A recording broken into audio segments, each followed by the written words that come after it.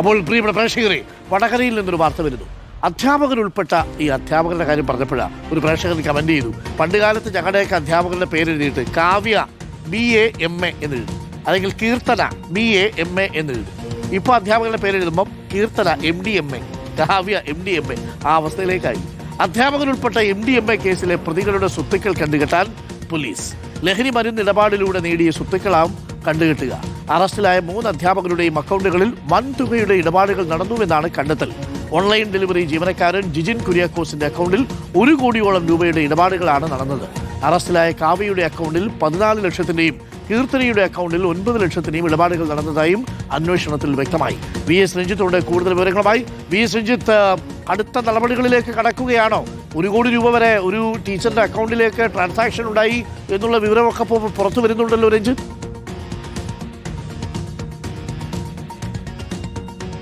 Doctor Arun, MDMA കേസുമായി ബന്ധപ്പെട്ട് വലിയ തുകയാണ് ഇവരുടെ അക്കൗണ്ടുകളിലൂടെ കടന്നു പോയിട്ടുള്ളത്. ഇവരുടെ ആഡംബര ജീവിതത്തിനൊക്കെ വേണ്ടി ഇവരത് ഉപയോഗിച്ചു എന്നും കണ്ടെത്തിയിട്ടുണ്ട്.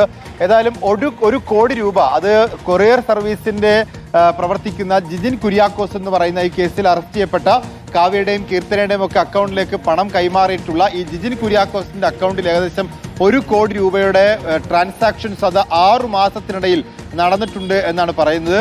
കാവ്യയുടെ അക്കൗണ്ടിൽ 14 ലക്ഷവും കീർത്തനയുടെ അക്കൗണ്ടിൽ 9 ലക്ഷവും ട്രാൻസാക്ഷൻസ് ഈ കാലയളവിൽ തന്നെ നടന്നിട്ടുണ്ട്. അതുകൊണ്ട് ഇവര് ഈ MDMA കച്ചവടവുമായി ബന്ധപ്പെട്ടുണ്ടാക്കിയ പണവും സ്വത്തുക്കളും കണ്ടുകെട്ടുക എന്നുള്ളതാണ്. ഈ ലഹരി ഇടപാടുകളിൽ ലഹരിയിലൂടെ സമ്പാദിച്ച സ്വത്തുക്കൾ കണ്ടുകെട്ടാൻ വകുപ്പുണ്ട്.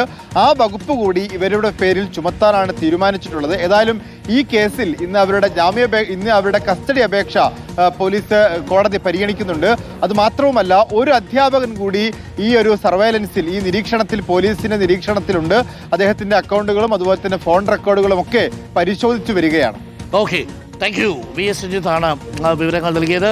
അപ്പോൾ അനധികൃതമായ ലഹരി കച്ചവടത്തിലൂടെ കിട്ടിയതല്ലേ, കണ്ടുകെട്ടട്ടെ.